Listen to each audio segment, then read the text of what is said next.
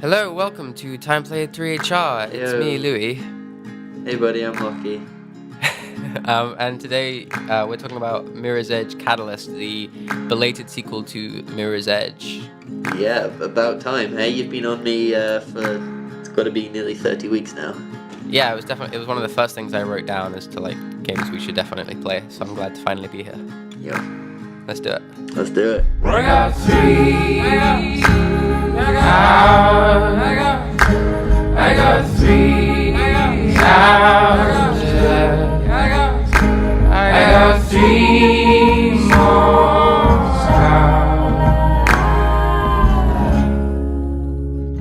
Lochie. Yo, what up? Crazy. Yes. It's crazy. What is? The fact that I finally played this game. We finally got it. It took. I think I told you when it was on sale for like £9. It immediately, as soon as it came out, started being on sale, just like the original. Yeah, I mean it's cruel, but what are you gonna do about it? Not much. Yeah, not much. And then it was £6, and that was it. That was the number. That was your asking price. Yeah. Also, you were like, you have to play it this week, and at a price of £6, I'm more than happy to oblige. Yeah. So you played it for 3 hours. Also, it's about time that I did play it. Let's be honest. It's been what, almost a year? Maybe Yeah. actually a year. Yeah, I would definitely say easier. Yeah. Yeah.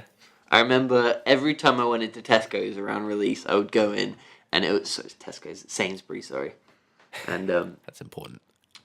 I'd always check the game section to see what it was at, and it was very quickly dropped down to £25, and Yeah. every time I was tempted, but I never did.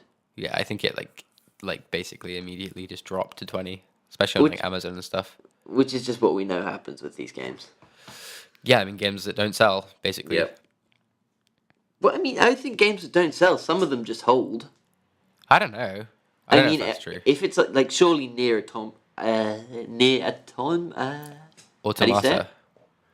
Automata. It depends on where you're from, different people, but it's a. I'm not gonna spell it. It's auto and then meta. Okay. Automator. Yeah, meta. Yeah, I mean that holds value massively. Anyway, I've got so much to talk about. Yeah. You can't waste time on this. Well, I don't know. I actually just one thing. Don't you? Isn't it there's some weird thing about Japanese games don't drop in price? Yeah, massively. Any sort of anime-ish based game, Do you think which it's 'cause- is not which is made by a sort of decent-ish developer, just It must be holds something to do with them value. being quite niche and so they appeal Insanely. to their market. Or I something. think it must be it. I mean, even Dragon Ball Z games, for example, something that you would think is very. I mean, maybe that helps. That probably helps massively. That it's just broad fan Yeah. classic anime. But those games, I used to like them as a kid, and they just hold value insanely. Yeah. And near Automata, still max price. Yeah, that's not surprising. Yeah. It's nuts. So you played it for 3 hours. I booted it up and I played it for 20, 30 minutes today just to run through the things in my head that I definitely wanted to mention. So I wrote them down just in case we don't cover them, but I'm sure we will. I've got a huge list. Should we just do roulette? You pick one at random, and then I'll pick one at random. That sounds fun. Yeah, let's do that. But one thing I would like to say before we start, because I Yeah. feel like this, at least from my perspective, I'm going to be quite negative. Yep. And I'm not going to probably go over some of the things that are obviously good about this game, because I'm sure there are many good things about this video game. So I don't want it to seem like it's just I'm just destroying it. And because obviously people put a little work into it, and it's a very wonderful thing. It's just, I didn't I mean, that's not for you, Lou. It's not your fault. It's not your place to say someone's put a lot of work into it. Why not? Because that goes without That goes without question. But Yeah. then they are then charging. It's not like it was free work as a gift. No, sure. I mean, they had to put work in to get the sales, but I just don't think. Okay. It landed in the wrong I places. just don't want to. I always feel bad when I spend half an hour of this show just destroying something. Yeah, I agree. Especially the fact that it's I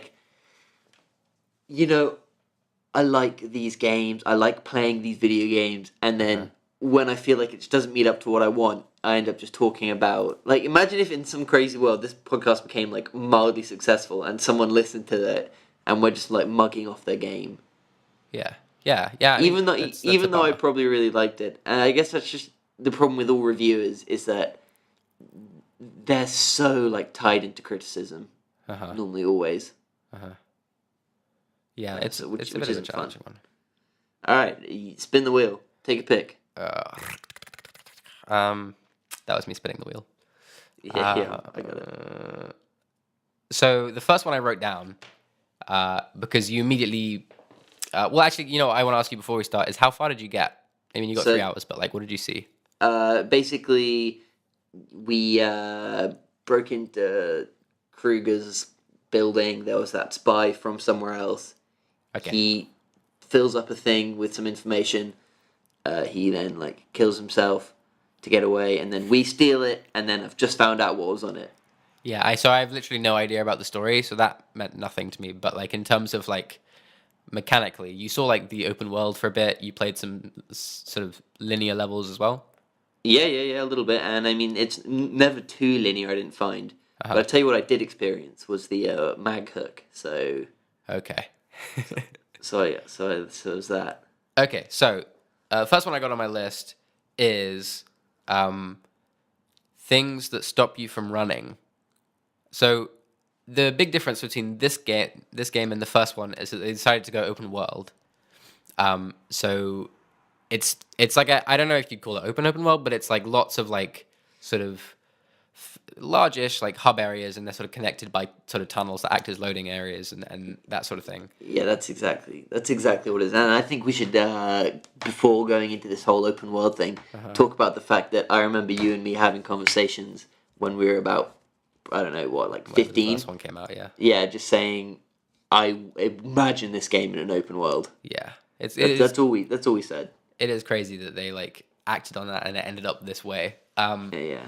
So this isn't specifically about the open world, but it's filled with like lots of like very empty sort of side questy things, and there's like collectibles, and these collectibles are like dotted around, and the way you sort of collect them is you run, you see it, you stop, you turn to it, you press X or whatever it is.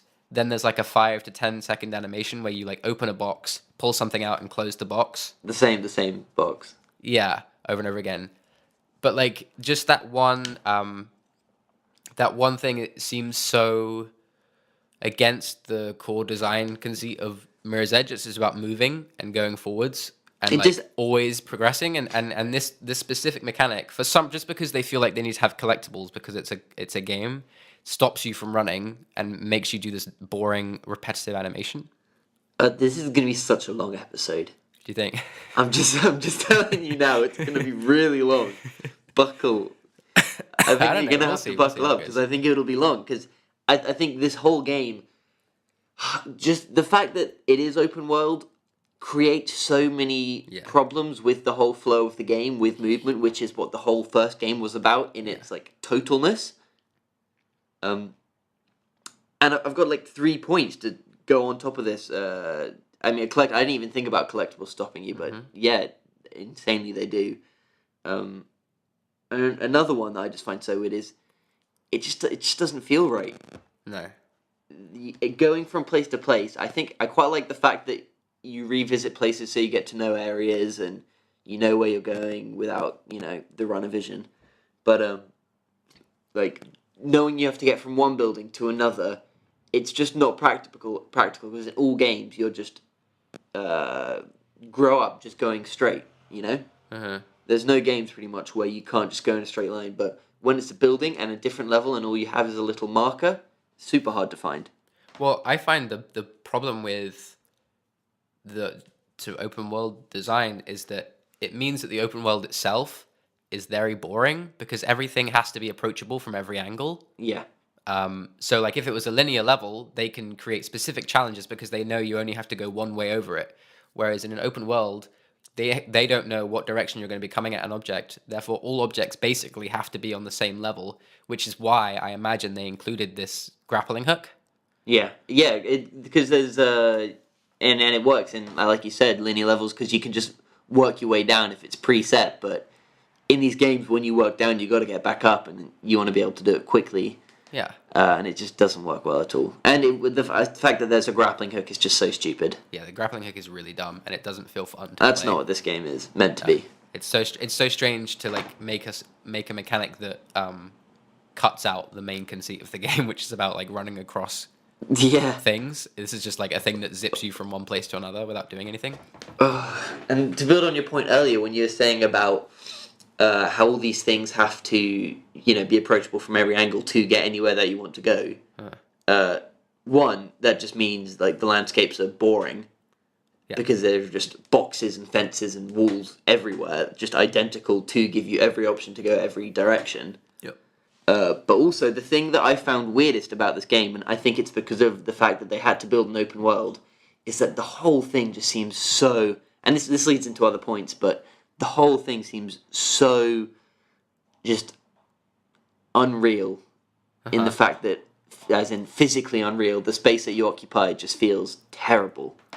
I think that for me, I feel that most when I like look out to the horizon. Oh, absolutely. It's just like these buildings, and like it just seems so incredibly impossible and far away and not touchable. You feel very much like, even though it's on an open world, you feel very boxed in. Yeah, and I think the fact that it is like that is because you have to get everywhere. And I was like, this apart from like the wooden boards that stand around and like look at you and say one-liners. Yeah. Like the whole city is just so fake and unnatural. And then like I went back to play like 15 minutes of the first Mirror's Edge, and all I think it is that made that Mirror's Edge Catalyst seem so bad is that the city just seems so fake. It's not like it's so alien and like unlike any real city in the world, due to its layout just being so condensed and these weird like interchanging levels. It just feels terrible. And then you go back and play Mirror's Edge 1 and it just looks like a city. Yeah. You look out and you see like a super normal landscape, wide spread apart buildings with lots of like flat rooftops. Yeah, I think you're never, like when you're in Mirror's Edge Catalyst in that open world, I'm never thinking about what's below me. I'm never thinking about the fact that I'm on top of like very tall buildings. They kind of just feel like elevated platforms, almost like I'm floating. Yeah. It's very like Super Mario Odyssey. Yeah, it's very disconnected. Very, very. It's and which it is. You can't get to the bottom floor, which is really very dumb. I was thinking, it made me think about you. I don't know. At least you might be able to later. It made me think about that fantastic moment in the first one where you start out on the ground. For the entirety of the original Mirror's Edge, you're like on buildings, obviously, but then the level boots up and you're like just on the pavement, and then you have to work your way up a building, and you start by going like underneath some train and stuff, and like that moment is really interesting because your power comes from being above everyone and being able to maneuver across like these high environments, and it felt really cool to be like finally closed in by walls, and yeah, just generally like being on the ground and seeing cars and stuff, even if it was just for a moment. This game doesn't really have anything like that. You're just constantly like in the air. And I think that bit, that's just with like that, like as you're saying, you go through the train tracks. It's things like that where it's just very real. Mirror's Edge, the first, it's real trains. Obviously, the whole sewer level's fantastic. Yeah. And you go underground and you feel like you're underground, and then you go to the buildings and you feel like you're sliding on rooftops. And then in Catalyst, there's like bullet speed monorails and drones flying everywhere. Yeah. It does feel like they went too futuristic, right? They pushed it too far. Definitely. It just doesn't feel like I no longer feel like a person in a city. In the first one, you totally do. You feel like you're in a space. In 2, you just feel like you're in some crap video game, which is exactly where you are. Yeah. I hadn't thought about that. It is definitely like the actual setting itself is like disturbed in a way that is not interesting or real. Yeah. It's like super grossly dwarfed. I think also, and this is a big point, but it definitely links, is the art style itself is pretty messy. Yeah, very. The first game looks better than this game. I feel which is crazy. Which is insane. It seems like they went for realism more so this time, and with Catalyst, and so there's like more reflections and stuff is just like less cartoony in a sense, but it it loses I any. disagree. You think it's more cartoony? I think it's far more cartoony. See, I think it has like sharper edges and it has more like video game graphics effects that try to make it look more realistic. It's more worried about like reflections and physics and blah blah blah blah. Yeah. I think it's definitely the first one has a lot more limitations where it's like the buildings are far more flat and the windows are just like dark grey squares Yeah, just with zero textures, depth. yeah, Whereas yeah. in Catalyst they're like photos of reflections and silhouetted offices behind them. But I just felt like Catalyst. And maybe it was just all the things that we've been talking about, like the layout of the structures and all these colors, but everything felt like a set piece. Yeah. Where it was so instead of being like you're moving through a space that's real, it's like here's this tower, here's this building, here's this set of like offices, and everyone was incredibly futuristic, and there was very little like variety in terms of like class or area or anything, Everywhere was just like a pristine, clean, random building with no one in it. Yeah. I think the other problem that the art style has is that because it's busier, it makes figuring out where to go harder. Yeah. It specifically like in the more linear levels, just like because the first one had that clean, we talked about it. The amazing thing about Mirror's Edge that people forget because the game's been out for so long is like white and red, and the red tells you where to go, and you never think about the fact that the red's telling you where to go. In this game, it's got so much like shit everywhere. There's like just bits and like lots of colors. There's way more colors. The palette is like much busier than the first one. I just get confused and I don't know what colors are telling me to go where. They start using yellows a lot more, and like yellows are just, they seem like it could be the same identifier as red, and it's just kind of confusing.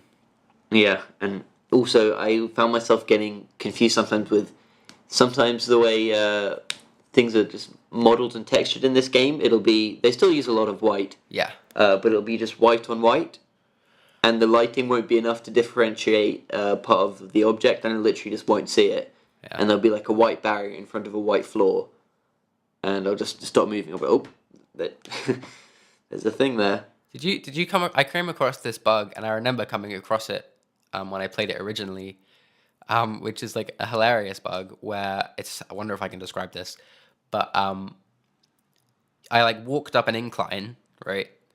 And I looked down at my feet, and my body stayed the same size, but the top of the slope got bigger, but my head was still in the same place. So if I looked up, it looked like I had just clipped through the slope. But if I looked down, it just looked like I was suddenly tiny. Does that make any sense? No. So basically, what happened was, as I went up this incline, at least in first person, my whole body didn't change width, but changed height. So as I got up the incline, I just had very, very tiny legs. Okay. So when I looked at my feet, my whole body was the same size, like looking down. But if I looked back up again, I would be standing at the correct height on this incline. It's a nutso one. I'm sure you can Google it, and it's probably there. But like I came across that, yeah. and I remember, and it's like, oh, that's a weird one. That's a really weird one. Sounds like a goodie. It's like a bizarre like depth perception. I'm sure there's like, it feels like one of those bugs that like probably lots of games come across. Lots of first person games they have to fix. Yeah. I just didn't quite iron that one out. It's just a shame games are so hard to make. I mean, yeah, I guess so. So buggy. Yeah. What next? I'm gonna spin the wheel. Okay. I've got a long list here. I'm going up and down with my mouse pad, and I'm just gonna stop. And I've landed on. I didn't really feel like I was moving. Okay. That actually goes in super well to what we were just saying. That's not a very interesting point on my list. It's just that, despite the fact that it was open world, and I don't know if it was just because of 3 hours, but I just felt I was in a very, very small space. Yeah. around. It was like I was in Destiny and I was just moving around the hub world. Yeah, I know what you mean. It feels like a hub world. Yeah, I felt like considering I was out of prison and meant to be on the run and like going to all these different places, the fact that everything was within like 2 minutes of each other, Yeah. that every character was right next to each other, was bad. All right, take it away.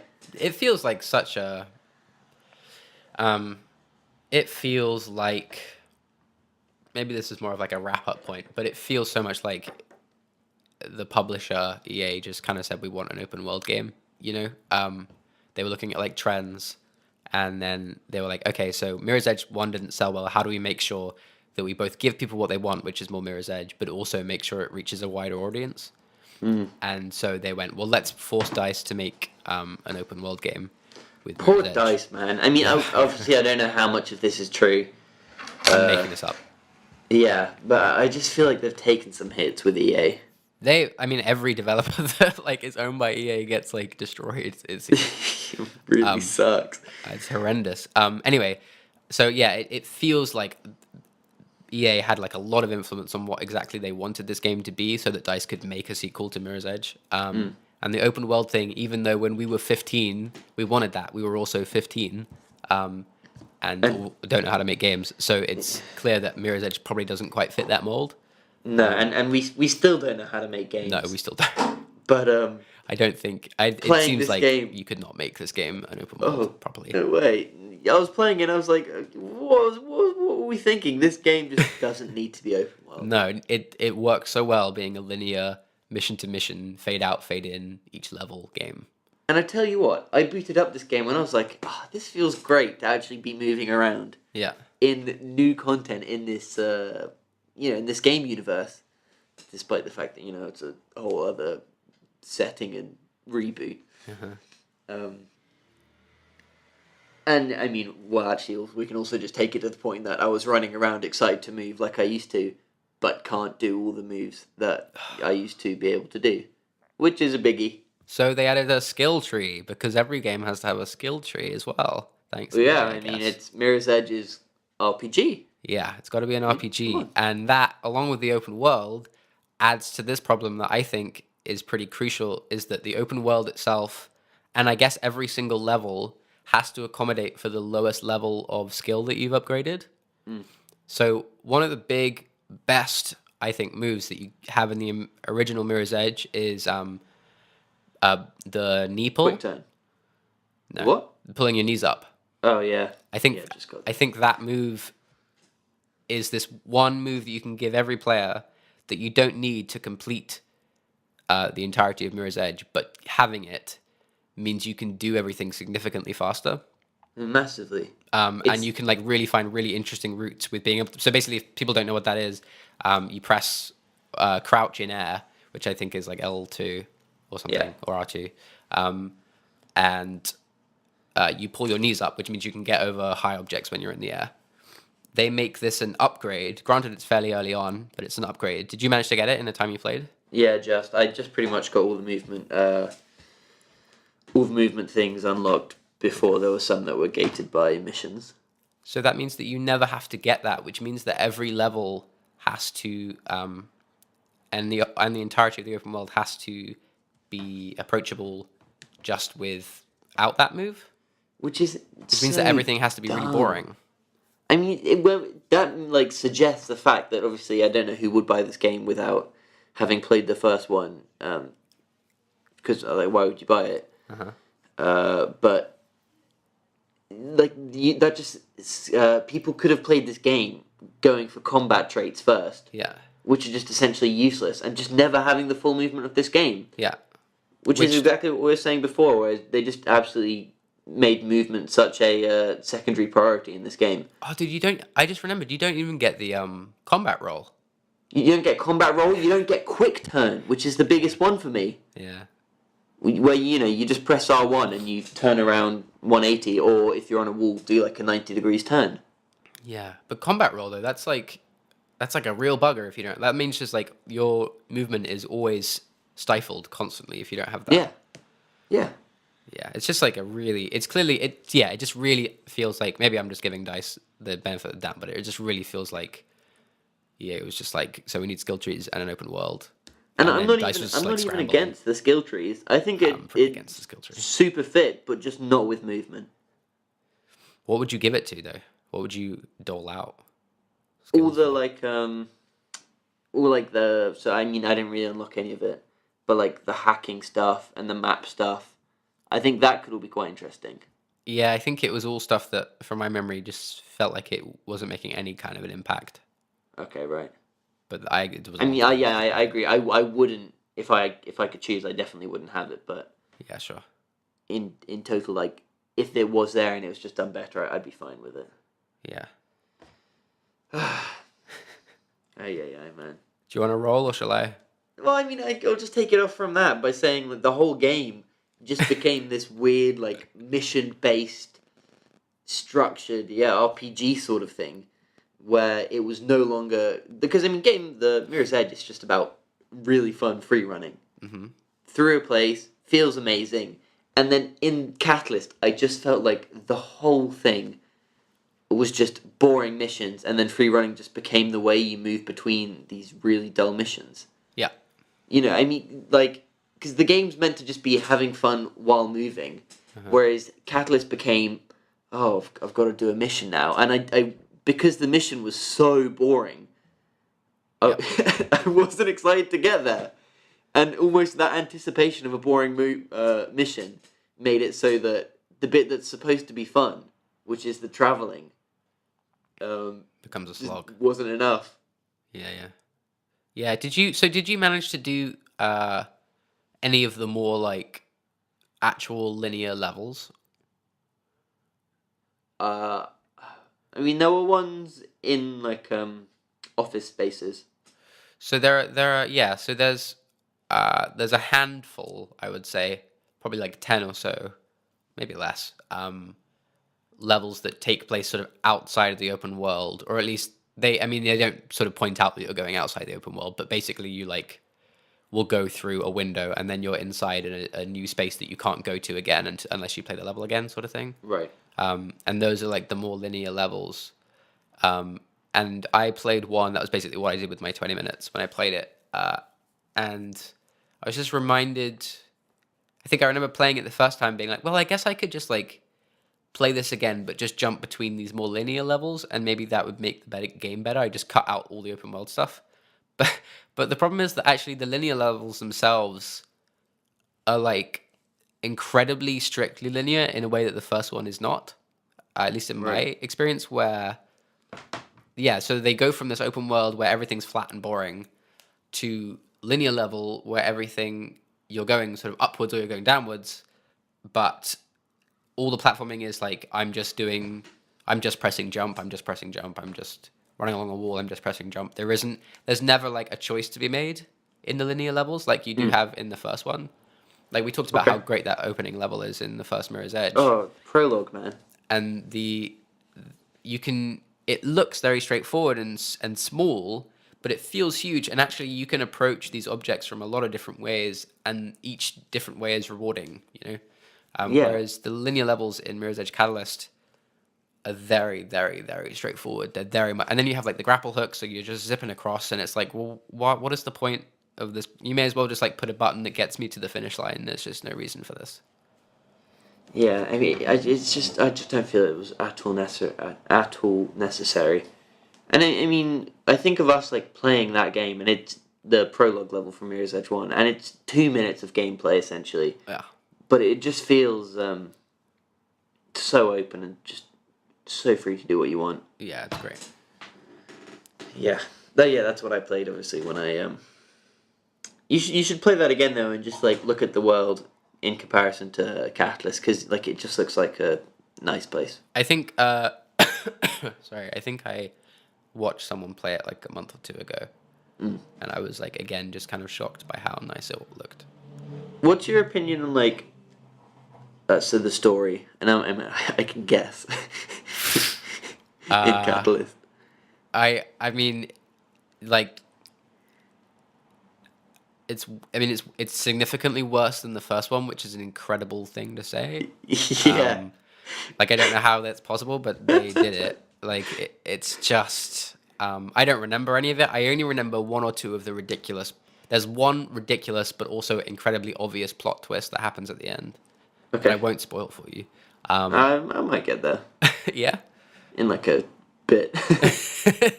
um, and then I just remember this one incredibly douchey character with sunglasses. Oh, he's so bad. He wears like does he wear like a tank top hoodie and Yeah. sunglasses in the nighttime? Yeah. He's just completely poorly dressed for every occasion, it seems. And very poorly voice acted. Yeah, it's just a complete Uh, tool. there was, I think, a lot of very bad voice acting. I thought Noah, the boss guy, was he seemed pretty well. He just kind of seems like Tony Stark. Yeah, I He's like sort of, Iron Man that free runs. um, but dude, the characters were so bad. Yeah. So one bit that made me laugh a lot is you get out. So you get out of being in prison for 2 years at the start of the game. Yeah. You know, nice little opening. That's kind of cool. Sure. I would love it if it was just a sequel to Mirror's Edge 1 and it turns out you'd been caught and then you were just getting out. Yeah, I don't, like the fact that they felt like they had to rewrite the first one is just kind of like, what was the point? Oh, it's terrible. And there's no mention to the first one or to the fact that it's like a new universe other than the fact that the main character is totally different. No, the first one doesn't exist in EA's mind. Yeah. But anyway, so you get to this, you get out of prison and you get a call from your best friend, which was actually one of my favorite parts of the game because it felt good where you're on a mission and then you get the call and it's like, hey, come see me. Don't do the mission for that old man. And it was actually that was probably one of the lines of dialogue, I imagine. Yeah, it Don't do that absolutely mission was. for that old man. But it gets worse. I mean, that was a fun bit because I actually got to change my destination, which is something that I'd never done in Mirror's Edge. Uh-huh.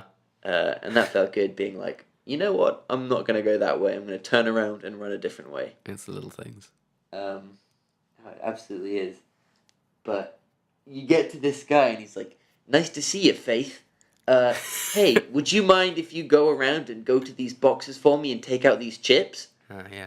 And you're like, this is meant to be Faith's best friend. Yeah. You get out of prison after 2 years. Yeah. And he's like, hey, could you go and do this ridiculously easy task for me? That you'll be doing for the rest of the game for some reason. Yeah. Yeah. He's like, oh, I could have done this at any time, but you're better than me at this. Like, why wouldn't they just take that moment to have you run around this town with your friend and, like, catch up, have some nice lines, and, like, just practice some free running with him or something? Because video games, because they have to teach you that you can get these chips out of these boxes. Oh, it was You so have to know bad. that. And this guy's character's terrible. Like, he's a free runner, but he just looks like the weediest Oh yeah, I remember. nerd. Yeah, he's like, wait, you're not the same as the sunglasses guy. You're not in the same group, surely. No, like the sunglasses guy looks They don't stupid. hang out. And obviously wears a sleeveless hoodie and shades. Yeah. But this guy had what appeared to be jeans, Jeans. some sort of beanie, and then he just, like, his whole physicality made him look like he'd never done any exercise in his life. Yeah, sure. Yeah, can you ever imagine a world where you're missing Merc and Celeste? I know. That's I what this really game I did don't to me. mind Merc that much. Merc was the most palatable character of the first game, I think. Faith was fine. Faith was horrendous. Faith is worse in this one, but Faith in the first one was pretty bad also. Faith was just a lady though in the first one. Dude, what the fuck does that mean? I mean, she's not as bad as. So we mentioned in our old Mirror's Edge 1 podcast, go check it out, that Faith had some bad lines with, like, hating the the government and what the organizations had done to her town. But this one's just like a whole nother level. She's essentially just like a angsty, like 14-year-old girl. Right.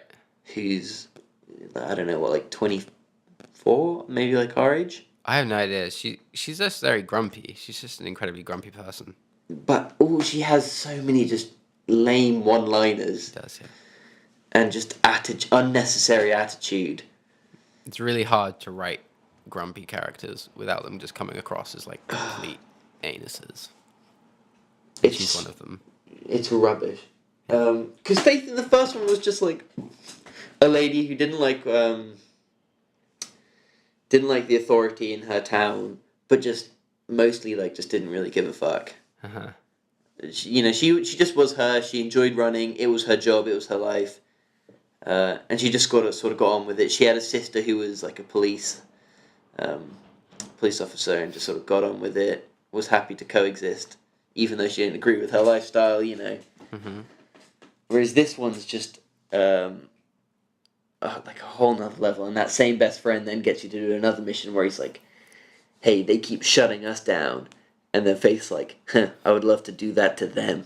Oh yeah, she's got two. Yeah. She's got teeth, man. She's I full of can't teeth. handle it. I can't handle it. She's full of teeth. She's no longer wearing toe shoes. Yeah, that's a big one for us. That's a big problem. The pointy shoes are fine, but the toe shoes were where it's at. Dude, the sweet feet that we used to wear at school. Yeah, I might just clarify what that is, but yeah, sure. So was that because of this game? It must be, right? We just like thin-soled shoes. Yeah. Still do to this day. So we just used to wear these like leather wrap shoes Yeah. that were either just like a leather sock or would have like a single or multiple Velcro straps on the front. Yeah. And a super thin sole.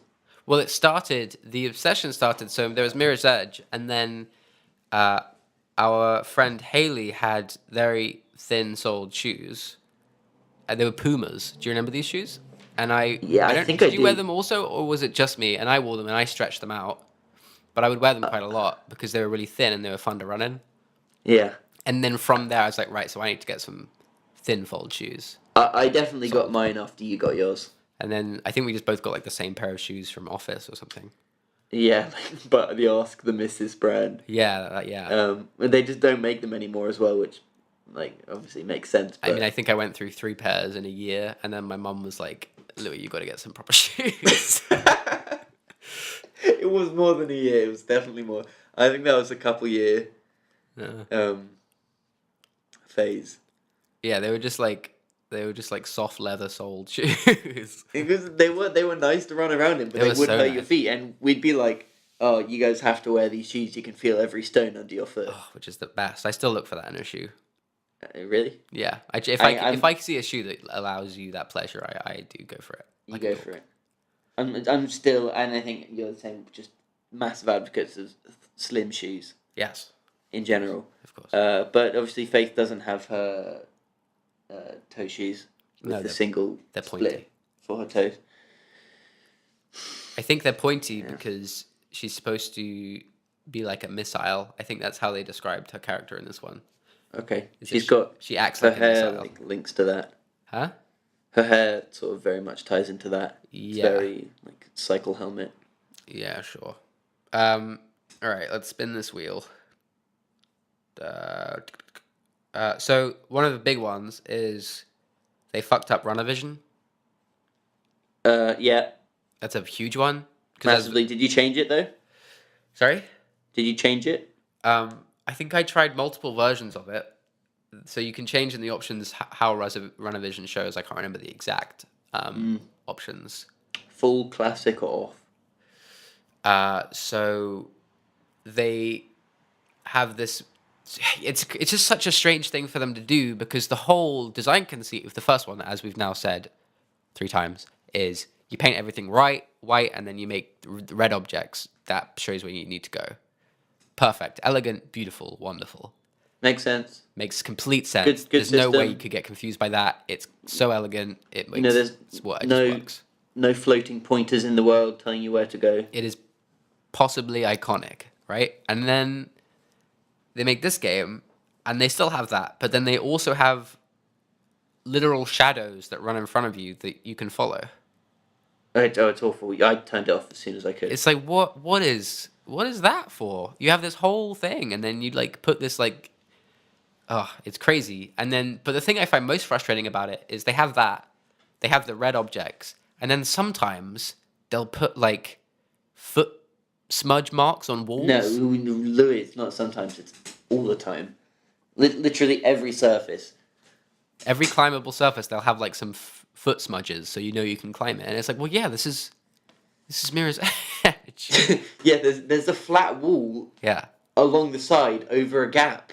yeah. So you'll so I know, I know what to do. You've given me everything I need to do here. So yeah, very often you'll get, if you have full runner vision on, you'll get a shadow running up a wall which is red, which has foot marks on it, and it's like I I don't need three of these things. I And barely a red need one. arrow line Yes, on top of that. and then if you get really stuck, you can hold in like R3, and it will like a whole like, what is that, the blurry line thing, or is that the thing that's that same thing? Same thing.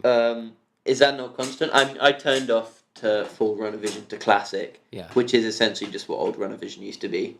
Except there's this other thing which I still don't understand, and maybe you haven't seen it too much because you haven't played too many linear levels. Is every once in a while it'll just turn runner vision off entirely? Have you come across that?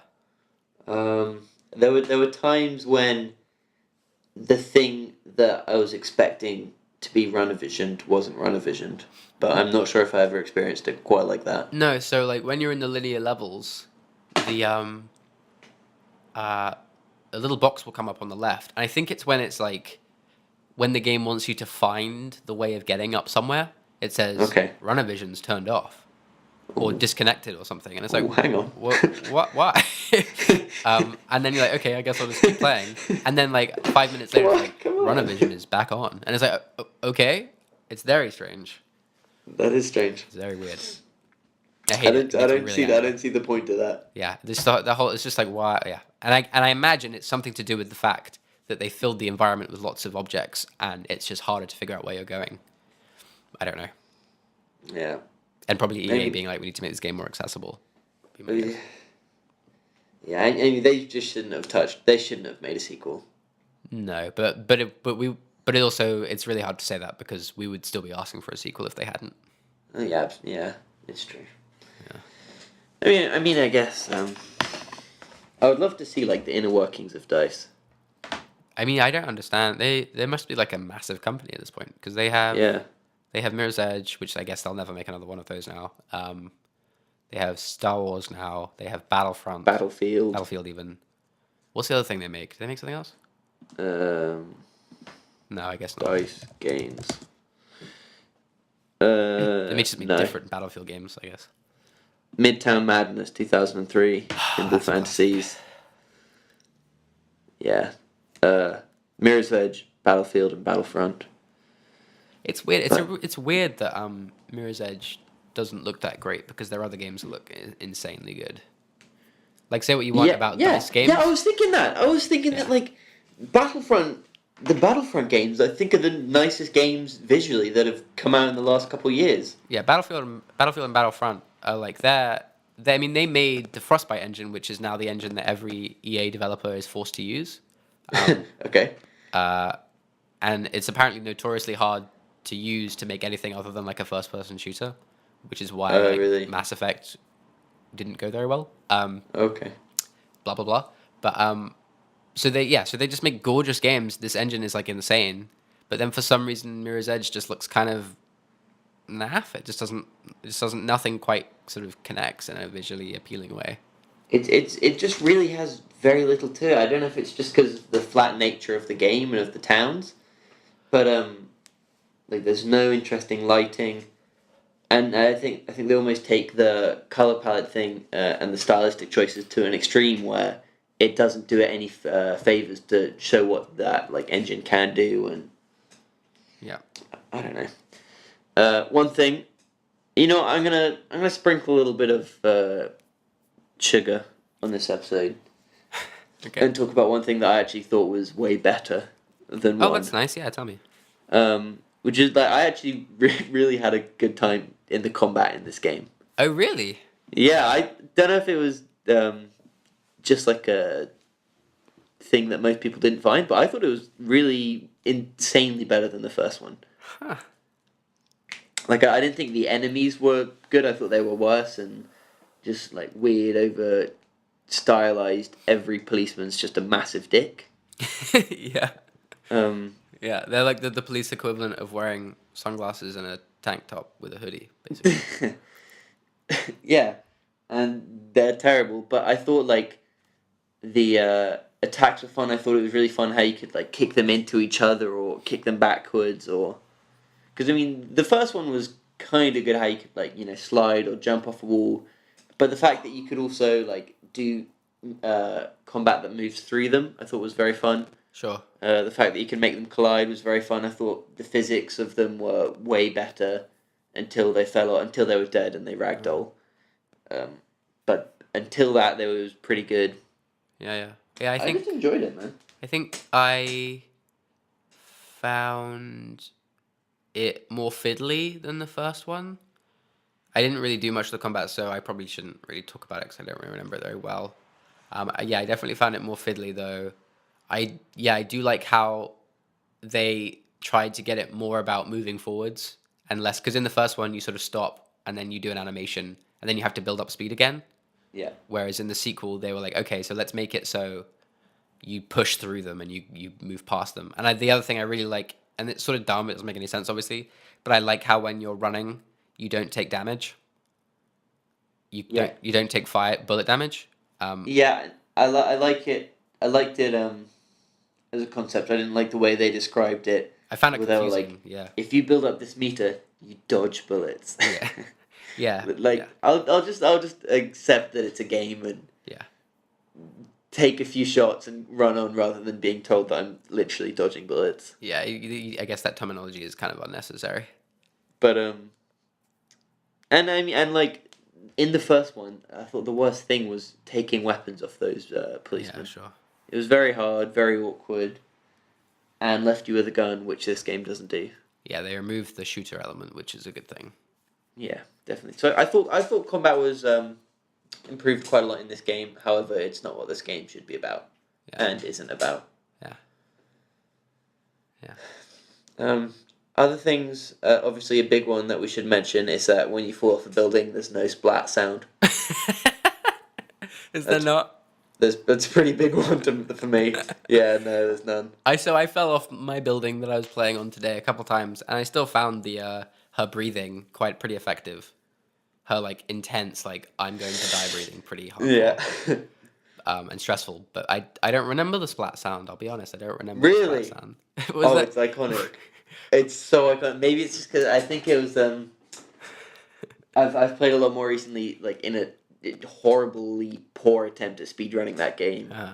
And obviously I just fall off walls constantly when I'm trying to like skip. Oh yeah, there is. I just heard the splat sound. It's not. I think because you said splat, I was like hearing like a comical like noise. No, it is. Yeah, it's not. It's like a. No, it's it is. Turn it up at the end. So in Catalyst, it just goes and then fades to white. Yeah. In the first one, it goes. It's a thud. It's not like a. It's not like a. There's it's a not squish. There's not a squish. There's a squish. There is no squish. Shut up. There's a squish. Listen to it. Oh, poor old. All right. You know what? Let's take a sound clip and edit it in now. All right. All right. Here we go.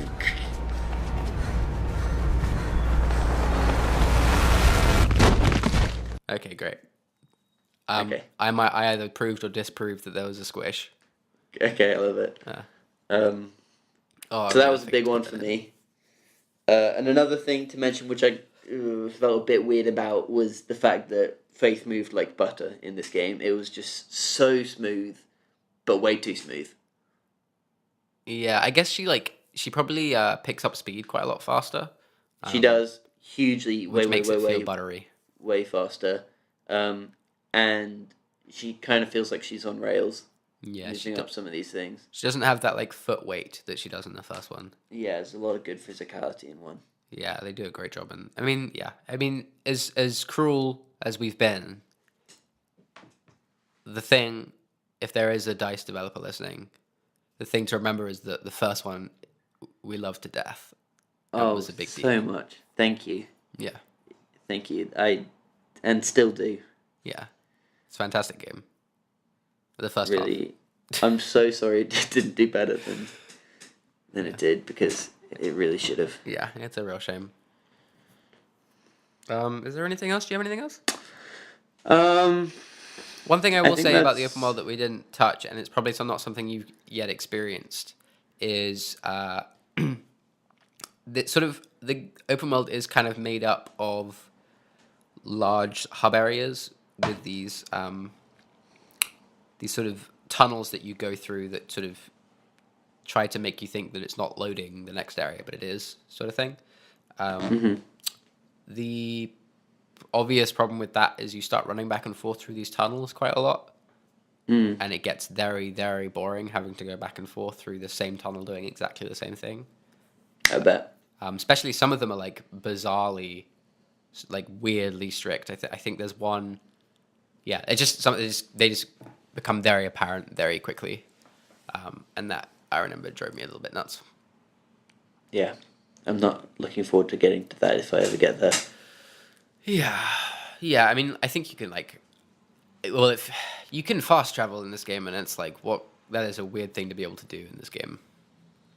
But it's open world, so Yeah, but it's a game about you moving. have to. It's a game about moving from one You place have to to, man. another, and then you I can know. fast travel, and it's like, well, what is the point? Would you make a game where I found myself actually thinking a few times in this game, like, um, yeah, just like how would do it differently? How can you not? And Yeah, I'm sure I mean, like, of course you'd do 100 things different yeah. I mean, if you were in I'm sure control. they have got like a huge list in their brains about all the things they wish they could have done to make it a better Yeah. game. There were some fun tips though in the loading screens. Oh yeah. One that really, and I've noted it down here. Oh, good. Uh, Tell me, I can improve and maybe. I read, the quick turn is a very useful skill to know. Mm. Purchase it in the progression screen. Yeah. like, come on. It's like the fact that it says purchase a skill Yeah. in like a game about, um, it's a skill. It's not something you buy. It's something you know how to do. Turning around quickly. Yeah. I only learned it a couple years ago myself. Yeah, fair. Yeah. Before I was like, That's I had fair. to do like this huge U-turn. It Yeah, took you had forever. like a Yeah. quite a large turning circle. Yeah. Yeah, I Oh my needed a lot of god. room. I had to tell everyone to back up. Oh yeah. Oh my gosh, Mirror's Edge Catalyst, why? Yeah, man. Are you gonna play more of it? I was playing it and I was like, I could play more of this, but there are just other things I would prefer to play before it, which is the constant problem. I don't remember how long it is. I don't think it's too long. I looked it up. It said like 10 hours. Yeah. And considering I'm 3 through, Yeah, I guess you're a significant portion through. yeah, it must be a third or about that. Almost, yeah. Also, the song "Still Alive" in Mirror's Edge 1. Yeah. I enjoyed that. Is it come up in the Maybe second one? no, but I guess they don't have the rights. there's a jukebox which you can play, and then you run away from, and obviously the music doesn't stay with you, which is a real shame. Do you remember what is? I just got like a snippet of a memory in my brain. There was a time when I thought the new "Take That" song was the Mirror's Edge theme tune. You. Do you remember? Is that ringing any bells for you? The funny thing is, I think that was me. Was that you? I think that was me, I think they're on top of a building in the music video. and it sounded similar. Did that? Hey, but I'm super happy that you remembered that as you. Oh yeah, I guess there you go. I've excused you. That's really funny. That is very funny. Good stuff, man. Good Good at stuff. I feel like no, we probably shouldn't, right? what? We should split this episode into two. No, it's only an hour. Yeah, but then you get two episodes. What, over 2 weeks? I guess that's really a conversation for us to have off air. Yeah, whatever. Anyway, I want to give you like a game to play anyway. Are you around next week? What does that mean around? in London? Would you be free to hang out? On the weekend, probably, yeah. Oh, What weekend's that? 9th? yeah. I need to do some Christmas shopping at some point. Actually, some Christmas wrapping tonight. I've got a mini Christmas tomorrow. Why? Because Courtney, my niece who's here, is going back to Australia on Monday. Aww, cute. We're going to do a mini Christmas. That's cute. Yeah. I have to wrap her presents now. So Yeah. Are you giving me a game or? I want to play some. I want to go back to the long and play some like PUBG. Yeah, I'm sure that's probably possible.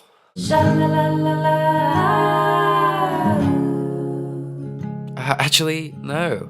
I don't have time to play PUBG next week, unfortunately. So instead, Lochie and I are going to, well, just me actually. I'm going to play Dungeons of Dreadmore. I think that's what it's called, which is a PC game and a Mac game. For 3 hours, and next week I hope to tell you all about it. All right, back to me and Lochie to say goodbye. I think you've got like 30 seconds. You could just turn the podcast off right now. Okay.